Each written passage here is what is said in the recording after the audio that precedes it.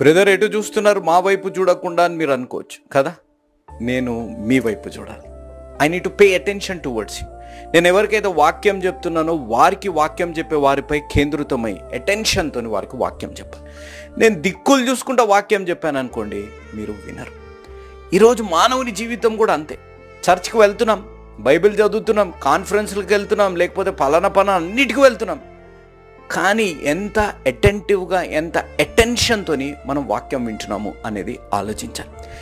చెప్పుకోవడానికి క్రైస్తవులుగా మనం బ్రతుకుతున్నాం, చెప్పుకోవడానికి మనకి విశ్వాసులు అని చెప్పుకుంటున్నాం, చెప్పుకోవడానికి వాక్య జ్ఞానం కలిగిన వారు అని చెప్తున్నాం, చెప్పుకోవడానికి పాటల తలాంతు ఉంది, బోధ చేసే తలాంతు ఉంది, అన్నీ ఉన్నాయి.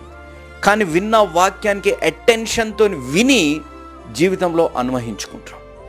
మన జీవితంలో నిరీక్షణ ఆ దేవుడి అందే కలిగి ఉన్నాము. ఒక్కసారి ఆలోచించండి. ఈ వీడియోని చూడండి. ఈ వీడియోలో ఒక అతను చెక్కను కూడా